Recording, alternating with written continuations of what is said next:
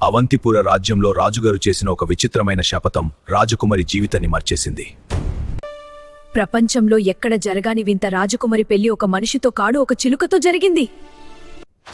First night గడిలో కేవలం రాజకుమారి మరియు ఆ చిలుక మాత్రమే ఉన్నారు. కాని అర్ధరాత్రి 12 గంటలకు లోపల నుండి ఎవరో మనిషి నడుస్తున్న శబ్దం. మహారాజా, లోపల నుండి మగవాడి గొంతు వినపడుతోంది. ఎవరతను? అసలు ఆ గడిలో ఏం జరుగుతోంది? ఆ చిలుక కాడా? ఇది కేవలం కథ కాడు, ఒక భయంకరమైన శపం, ఒక రక్తం పంచిన రహస్యం. నేను ఎవరో తెలిస్తే నువ్వు బ్రతికి ఉండావు రత్నావళి. సూర్యుడు వచ్చే లోపల ఆ రహస్యం ఛేదించకపోతే రాజకుమారి విధవ అవుతుంది.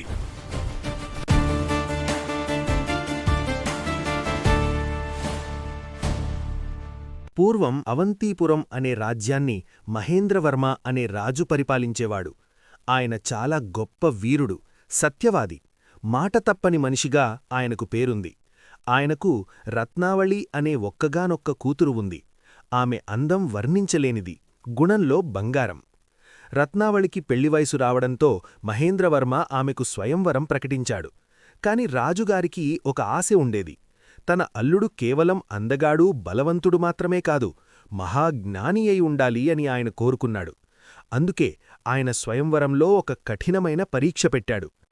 నా 3 ప్రశ్నలకు ఎవరైతే సరైన సమాధానం చెబుతారో వారికే నా కూతురు రత్నావళిని ఇచ్చి వివాహం చేస్తాను. వారు మనిషైనా, దేవతైనా, జంతువైనా సరే నా మాటే శాసనం అని మహేంద్రవర్మ బహిరంగంగా ప్రకటించాడు. స్వయంవరం రోజు రానే వచ్చింది. ఎందరో దేశాల యువరాజులు, పండితులూ వచ్చారు. రాజుగారు తన 3 ప్రశ్నలను అడిగారు. 1. కంటికి కనిపించనిది కాని ప్రపంచాన్ని నడిపించేది ఏది? 2. చనిపోయినా బతికి ఉండేది ఏది? 3. మనిషిని అత్యంత బలవంతుడిని చేసేది ఏది? వచ్చిన రాకుమారులందరూ రకరకాల సమాధానాలు చెప్పారు. కొందరు డబ్బు అన్నారు, కొందరు సైన్యమన్నారు. కాని ఎవరి సమాధానం రాజుకు నచ్చలేదు. సభ నిశ్శబ్దంగా ఉంది. అప్పుడు అకస్మాత్తుగా ఆకాశం నుండి ఒక బంగారు వర్ణపు చిలుక ఎగురుకుంటూ వచ్చి సింహాసనం పక్కన ఉన్న స్తంభంపై వాలింది. ఆ చిలుక మనుషుల భాషలో స్పష్టంగా ఇలా పలికింది: ఓ మహారాజా, మీ ప్రశ్నలకు నేను సమాధానం చెప్పవచ్చా? సభలో అందరూ నవ్వారు. ఒక పక్షి ఏం సమాధానం చెబుతుందని ఎగతాళి చేశారు. కాని రాజు మాటకు కట్టుబడి సరే చెప్పు అన్నాడు. చిలుక ఇలా బదులిచ్చింది: 1. మొదటి ప్రశ్నకు జవాబు కాలం. అది ఎవరికీ కనిపించదు, కాని ప్రపంచం దానిమీదే నడుస్తుంది. 2. రెండవ ప్రశ్నకు జవాబు కీర్తి. మనిషి చనిపోయినా అతని మంచి పనులు కీర్తి రూపంలో బతికే ఉంటాయి. 3. మనిషిని అత్యంత బలవంతుడిని చేసేది ధైర్యం. ఆయుధాలు లేకున్నా ధైర్యం ఉన్నవాడే నిజమైన బలవంతుడు. సభ ఆశ్చర్యపోయింది. చిలుక చెప్పిన సమాధానాలు విని మహేంద్రవర్మ పులకరించిపోయాడు. ఇంతటి జ్ఞానం ఏ మానవుడిలోనూ ఆయన చూడలేదు. రాజుగారికిప్పుడు పెద్ద చిక్కు వచ్చిపడింది. ఆయన ఎవరు సమాధానం చెబితే వారికి నా కూతురుని ఇస్తాను అని మాట ఇచ్చారు. ఇప్పుడు గెలిచిందీ ఒక చిలుక. మంత్రులు, ప్రజలు వద్దని వారించారు.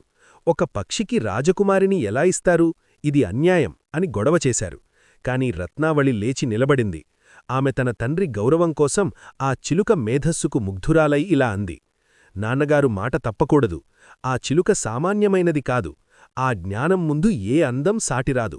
నేను ఆ చిలుకనే పెళ్లి చేసుకుంటాను. అలా అందరి ఆశ్చర్యం మధ్య వైభవంగా రాజకుమారి రత్నావళికి ఆ బంగారు చిలుకకు వివాహం జరిగింది. లోకం మొత్తం ఈ వింత పెళ్లి గురించి కథలుగా చెప్పుకుంది. పెళ్లి తర్వాత రత్నావళి చిలుకను ఒక బంగారు పంజరంలో ఉంచి తన గదిలోకి తీసుకువెళ్ళింది. రాత్రి అయ్యింది. రత్నావళి చిలుకవైపు చూసి కన్నీళ్లు పెట్టుకుంది. నా రాత ఎలా రాసి ఉందో, ఒక పక్షికి భార్యనయ్యాను అని బాధపడింది. అప్పుడు ఆశ్చర్యకరమైన సంఘటన జరిగింది. అర్ధరాత్రి 12 గంటలు కాగానే ఆ చిలుక శరీరం నుండి ఒక కాంతి బయటకు వచ్చింది. ఆ కాంతిలోంచి ఒక అత్యంత అందమైన యువకుడు బయటకు వచ్చాడు. అతను మన్మధుడిలా ఉన్నాడు. రత్నావళి భయంతో వణికిపోయింది. అప్పుడు ఆ యువకుడిలా చెప్పాడు: రాజకుమారి, భయపడకు. నేను చిలుకను కాదు. నా పేరు జయవర్ధన్. నేను గాంధారదేశపు యువరాజుని. రత్నావళి ఆశ్చర్యంతో మరి మీకు ఈ చిలుక రూపం ఎందుకు వచ్చింది అని అడిగింది. జయవర్ధన్ తన గతాన్ని వివరించాడు. కొన్నేళ్ల క్రితం నేను అహంకారంతో ఒక గొప్ప ఋషిని అవమానించాను. నా అందం నా జ్ఞానం చూసి గర్వపడ్డాను. కోపగించిన ఆ ఋషి, నీకు దేనిమీదైతే గర్వముందో అది పగటిపూట మాయమైపోతుంది. నీవు పగలు చిలుకలా మారిపోతావు, కేవలం రాత్రిపూట మాత్రమే మనిషిగా ఉంటావు అని శపించాడు. ఎవరైతే నీ చిలుక రూపాన్ని కాకుండా నీ జ్ఞానాన్ని ప్రేమించి పెళ్లి చేసుకుంటారో అప్పుడు మాత్రమే నీకు విముక్తి మార్గం దొరుకుతుంది అని శాప విమోచనం చెప్పాడు. అందుకే నేను స్వయంవరానికి వచ్చాను. నీవు నా రూపాన్ని చూడకుండా నా తెలివిని గౌరవించి నన్ను పెళ్లాడాదు. ఇప్పుడు నా శాపం సగం తొలగిపోయింది. రత్నావళి సంతోషించింది. తన భర్త పక్షి కాదు, ఒక గొప్ప రాజకుమారుడని తెలిసి ఆమె ఆనందానికి అవధులు లేవు. కాని ఒక షరతు ఉంది. ఈ రహస్యం ఎవ్వరికీ తెలియకూడదు. ఒకవేళ తెలిస్తే అతను శాశ్వతంగా చిలుకగానే ఉండిపోతాడు. కొన్ని రోజులిలాగే గడిచాయి. పగలు చిలుకగా, రాత్రి రాజకుమారుడిగా జయవర్ధన్ జీవిస్తున్నాడు. రత్నావళి చాలా సంతోషంగా ఉంది. ఇది చూసిన రాజుకు రాణికి అనుమానం వచ్చింది. రాత్రిళ్ళు గదిలో ఎవరో మాట్లాడుతున్న శబ్దాలు వస్తున్నాయి, మన కూతురు ఎవడితో మాట్లాడుతోంది అని గూఢచారులను పెట్టారు. ఒకరోజు రాత్రి రత్నావళి నిద్రపోయాక రాజు రహస్యంగా కిటికీలోంచి చూశాడు. అక్కడ చిలుక పంజరం ఖాళీగా ఉంది, మంచం మీద ఒక అందమైన యువకుడు నిద్రపోతున్నాడు. రాజు వెంటనే ఆ యువకుణ్ణి బంధించాలని సైనికులను పిలిచాడు. గలాటా విని జయవర్ధన్ లేచాడు. రాజుని చూసి కంగారుపడ్డాడు.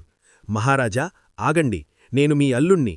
సూర్యుడు ఉదయించే ముందే నేను నా అసలు రూపంలోకి శాశ్వతంగా మారాలంటే మీరు నా చిలుక ఈకలను పవిత్రమైన యజ్ఞగుండంలో కాల్చాలి.